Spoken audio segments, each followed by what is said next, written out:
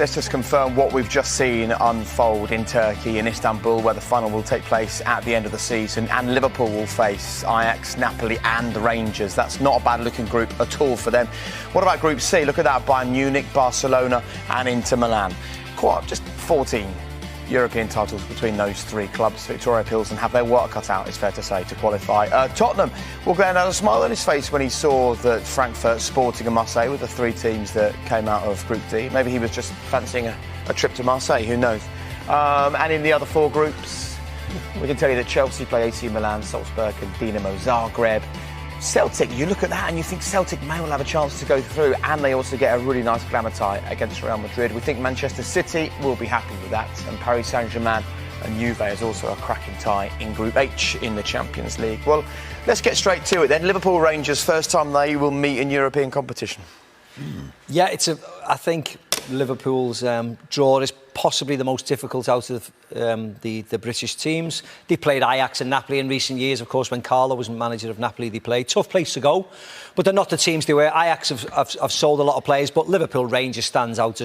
We spoke about the Battle of Britain. We had it a number of years ago when Celtic and Manchester City met each other.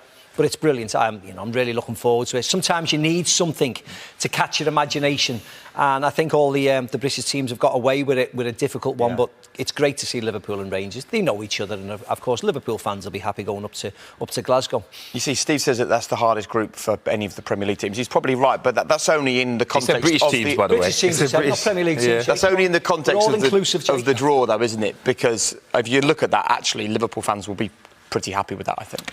Yeah, of course, especially even off the back of last season. On paper, it looked a lot worse, but they managed to win pretty much every game, if not every game. So, yeah, you would say that, but also Celtic as well. That looks pretty difficult for them. But again, I think it's been kind to all the British teams. Yeah. I don't think anyone will be pessimistic about their group, and they'll all believe they can qualify. What do you make of Liverpool's start to the season? Well, it's not as good as they would like it to be. They've got a lot of injuries at the moment, Jake. I don't think you can key players out in my eyes. They've got it's very difficult to set a standard and keep it, and they've had to do that back-to-back seasons now. And I think that's the problem. They've had the two domestic cups they won. All's not well there, but I think they've got enough quality on and off the pitch, i.e. Klopp and his experience, to turn it back round and get themselves going again. But they can't, on a domestic level, they cannot afford to let City or anyone else, go 4, 5 points, 6 points away from them so early in the season. But it's a long, hard season to come. As for the group, I'm delighted as a neutral, really. Liverpool Rangers is going to be something special. Yeah, it really is. What will Rangers be feeling about those three teams they face? I think if you look into it and analyse the sides, they'll be fairly happy. Ajax are a name and Napoli are a name, we know that. But if you go into it, Ajax have sold a lot of players in the summer, a lot of really important players, like they do, and they may lose another one to Manchester United. We'll wait and see. So I don't think that should scare them. It's an easy trip over to Amsterdam. Napoli are the same. It's a difficult place to go. The stadium and that area around the stadium is very hardcore, and the stadium's fallen down, so it's not a great place to go. I went a couple of years ago to watch Liverpool, and they struggle there. So that's, again, it's hard. But when you look at the side and you analyse the players, they've lost players. Koulibaly, of course, has gone to Chelsea. So there's nothing to worry about if you're Rangers when you look at it. Yes, the names are strong, but when you look deeper and further into the sides and who they've got, Rangers shouldn't fear anybody there. In some ways, that's quite nice, isn't it? I mean, they were, were brilliant to get through against PSV in the playoffs, but actually, not only are two of those teams you were not necessarily beatable, but easier than they have been in the past, but also on those nights at Ibrox, Ajax, Napoli and Liverpool, those that it just feels like a good European game. Yeah, huge. And if you look at all them in isolation, all them atmospheres have created iconic moments in this competition, so I don't think any of the teams will be in fear of going to any away ground, because, like you say, we talk about Rangers, but Anfield is nostalgia kind of Champions League. Not Ajax has created its own moments, and Napoli have as well. So I think in terms of atmosphere, that is probably the most exciting group out of the lot. Yeah, brilliant for Rangers. A great reward for all of their hard work and the fact they've made it through. Let's have a look then at another group involving Manchester City. It was going to happen. Glenn Say watched this and he went, football always does this. Erling Haaland. Yeah, against Dortmund. Yeah, sentimental elements to that, of course, but looking at him and meeting him briefly, I'm sure he's determined to go there and score goals and win the game. But yeah, in terms of the competition and what that's going to bring around that tie, they obviously worked well together in terms of Haaland and Dortmund. So yeah, there'll be a lot of sentimental elements to the game in the build-up and around on the night, but both teams and players are professional, and they'll just want an outcome for their respective teams. He'd be loving that draw, though, Yeah. Jolin, wouldn't he? He'd be absolutely jumping on the bit to go back there and do what he's doing here, what we're showing. I mean, this is his goal against West Ham. Look, runs round it left foot. He's just got everything, this lad. Absolutely everything. There's not one part of his game that you're questioning. I mean, what is he, 22? He's going to get better and better and better. For 51 million, that is the buy entry. And we keep on asking the question, well, will it be different for Manchester City this season? Maybe his name is the answer. Erling Haaland is the reason why it might just be different year for them this season. Yes, and they need a little bit of luck, Jake. You could say Real Madrid had a bit of luck last year. You need a little bit of luck if you're going to win this competition. You know, Manchester City had virtually beaten Real Madrid, and something happened in the last 5 minutes or before that when the shot from Jack Grealish was cleared off the line, and the Thibaut Courtois toenail just put one round the post. So sometimes you need something. You need to stay fit. You need your big players to stay fit, and you need a little bit of fortune just to get that goal or whatever it takes. So yes, Manchester City are a great side and the favourites to win this competition again. Yeah. But sometimes you need a little bit more, and that might come this year. It might give them that little bit of luck and might favour another team. And also they need to go through that experience that they went through. Look at that, because they panicked. That second half, if we remember, against Real Madrid when it was going the other way, they lost the plot as a team. You know, they went individual, they were looking at each other rather than collect. They hadn't experienced that as a team. They have now. So they have to learn from that and know that that might come around the corner. I don't think it'll come in this group stage with the opponents that they've got, but further into the tournament, that's what when you say, you know, the experience, that's it. When you've actually experienced things like that, you've learned. All them players come off that pitch thinking, we weren't the Man City that we know we are. We've got to stay together when that happens. When a team has a little 5-minute spell like Madrid did, and the atmosphere changes in the game, they haven't had that experience of going all the way and by winning by hook or by crook. Some clubs can do it. OK, well, let's get some reaction then. They're a club desperate to win it. Let's hear from the man at the top, Ferran Soriano. He's talking to Matt Smith. Matt. Ferran, let me then about the draw. Are you happy from a Manchester City point of view with the teams that you will be playing in the Champions League this season? I guess you can never be completely happy or unhappy with the draw. But yes, I think we have good teams to play. It will be great to go back to Sevilla. Yes. Last time we went there was 2015. Even Copenhagen, we were there in 2009. And of course, Dortmund, we were there recently. But it will be a special game, especially for Erling Haaland and for Ilkay Gundogan. Sometimes it feels like the fates bring teams and players to certain places, and for Erling, I guess these two matches will be very important. You can count on it. You can count on this fate. But I think both will enjoy it. It's a fantastic stadium. Last time we went there, it was empty because of COVID. So it will be actually a great experience for fans, both in Dortmund and in Manchester. So we're very excited. It's inevitable you'll know most of the teams because you're in the Champions League every season. That's one of the reasons Manchester City are such a growing force in this competition in Europe. Is it the number one priority, do you think, for the club this season, this competition? No, it's never. It's never. Our priority is always the Premier League. We work for it every day. This is our bread and butter. And the Champions League, of course, it is an aspiration, but it's not an obsession. We will win it, I am sure. I like that confidence, don't you? I love the way he said bread and butter. I just love that. Let's talk about one of their opponents, Sevilla. What sort of shape are they in coming into this new season? Not great shape. No. They sold Jules Koundé, of course, to Barcelona. Diego Carlos has gone to Steven Gerrard's Aston Villa. Unfortunately, got a terrible injury. They haven't replaced them, really. They've just brought people up from within the camp. They haven't brought anybody else in. They brought a few players in, but they've started La Liga very slowly. So I don't think Manchester City have got anything to worry about. Let's see if they bring any players in this last week. But starting La Liga, they've really struggled severe. Matt Smith with Gary Mabbott from Tottenham Hotspur. Gary, a decent group, I would say, given obviously the quality of the teams in this competition, would you say? Well, to be honest, it's been a fantastic couple of days. We come here, obviously, all the elite teams in Europe, everyone gets together, fantastic event that's put on.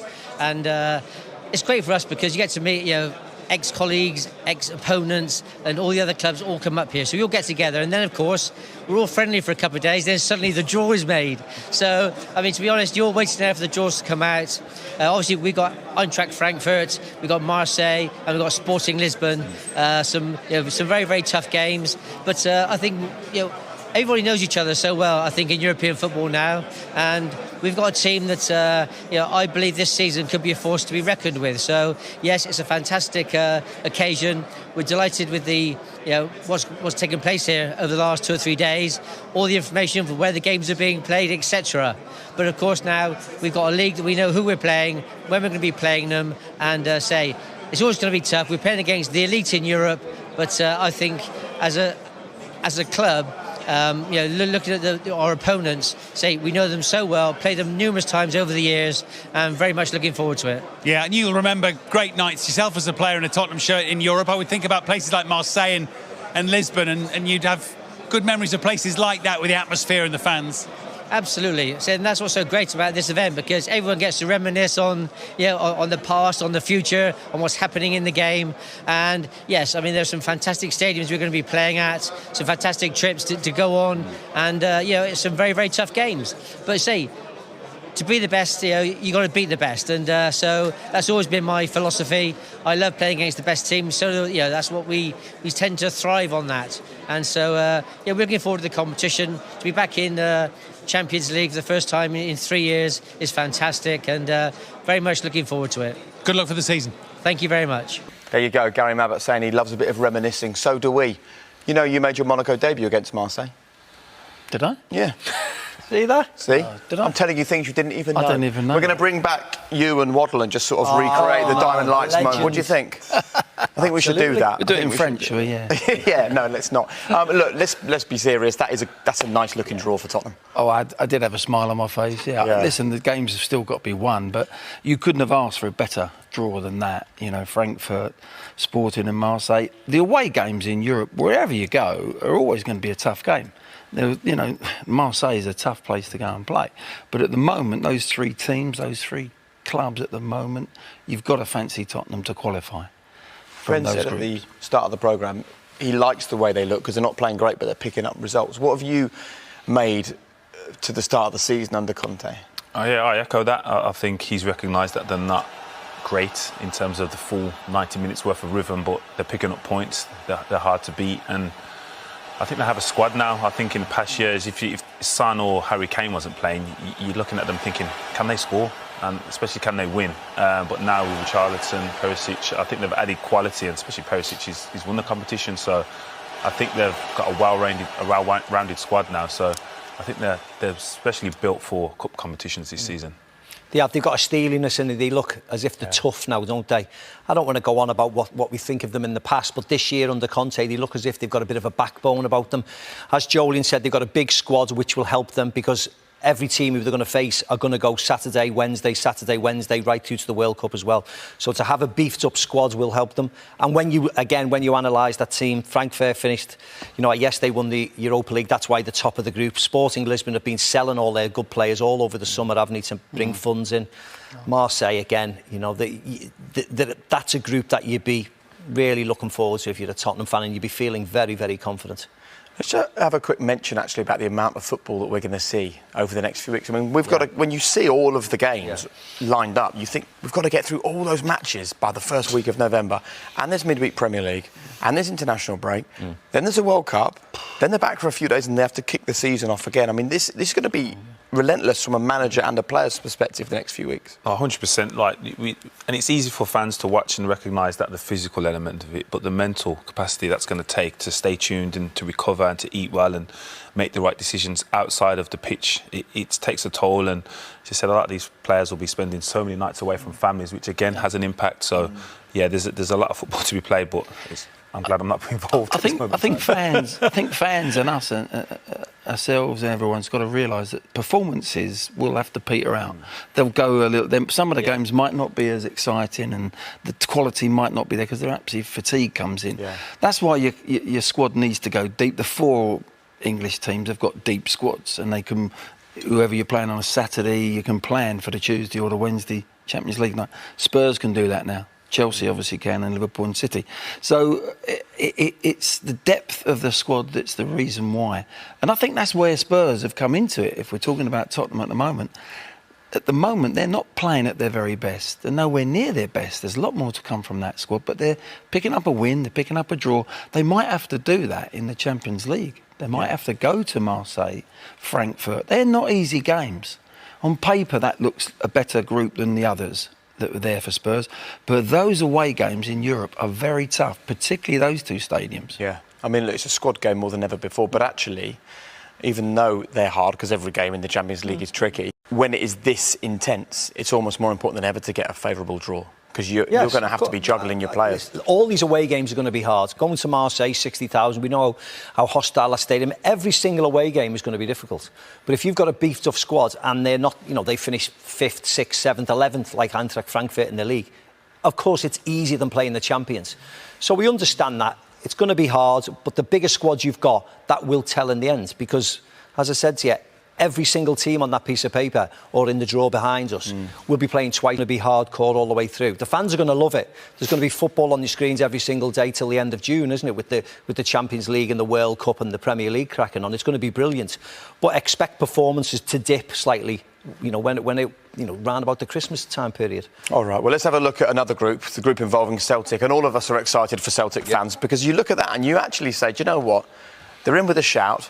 And they get the glamour tie that you really want. You wouldn't want to go through the group stages without a glamour tie, and they get the most glamorous one of all, to be honest. Oh, yeah, 100% to have the champions of Europe coming in to town, obviously to compete, and that won't be an easy game for Real Madrid. We spoke about their atmosphere there numerous times and how intense that can be, but they're looking at the group and the teams individually. They'll think they can beat Leipzig and Shakhtar, so they'll put themselves right up there in qualifying for the knockout stages. They will. They'll genuinely be saying we can pick that. They won't be looking at perhaps winning the group, but I think they're capable of that.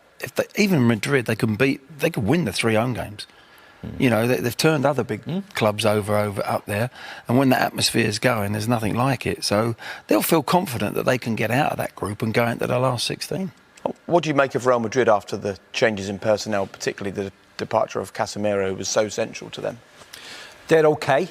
They're okay, Jake. They've lost Marcelo, they've lost Isco, they've lost Casemiro. Yes, they brought in Rudiger and Tchouaméni, but they're not necessarily as strong as they were last year. They got Hazard back, who's fully fit. They've started La Liga off really well. So, yes, it's great the fact that Celtic will play them. They'll always be there and thereabouts. Madrid will look at that and think, Shakhtar Donetsk, they seem to play them every single year. But Shakhtar are playing in Warsaw now, of course, not in Ukraine. RB Leipzig, they've met. And again, from a Celtic point of view, I think they've got a brilliant chance. Great that they're going to go and play Shakhtar and Leipzig, but then Madrid. Depending when you're going to face Madrid, you might get them at the last game of the group when they're already qualified, like they did last year. You never know. So it all takes a little bit, but it's a wonderful, wonderful competition for them to They might do a Sheriff. You never know. They might do a Sheriff and win.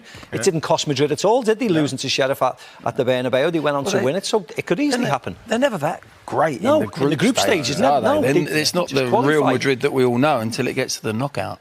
All right. Let's talk about Chelsea, shall we? Again, it's been an interesting start to the season for them, hasn't it? Yeah, I don't think they're at where they want to be. I think there's more to come from them as well.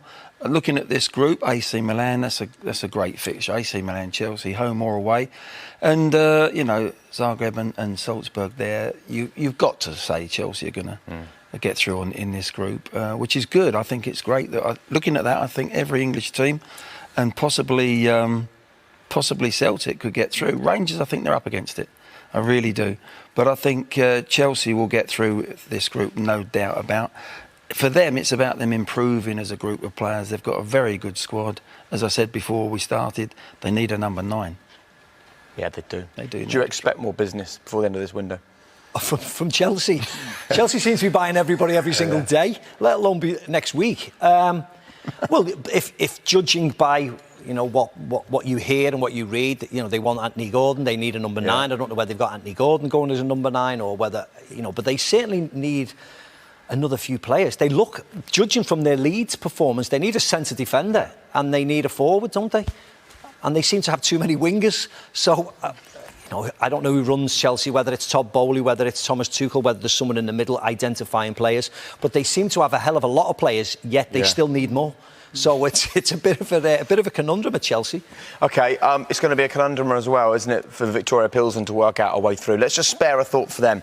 I mean, what a draw they've got. Bayern, Barca and Inter, the 6 times winners, the 5 times winners and the 3 times winners. I mean, they're going to get 3 great home games and have a bit of fun, but it won't last long, maybe. Yeah, but they probably wouldn't have expected to get through regardless of the group. So if you're not going to get through, you're going to pick them 3 teams on paper anyway. So just enjoy the occasion, and it's not being disrespectful, but you don't expect them to qualify for the knockouts. And actually, in the group, it's going to be great seeing Bayern and Barcelona and Inter going toe-to-toe, isn't it? They are the spicy ones, aren't they? Bayern Munich, Barca, I don't care what teams are from yesteryear. Lewandowski going back home. Or to a certain extent going back home. Stories everywhere. Stories everywhere. And there'll be plenty more stories from the Premier League as well coming your way, because we've got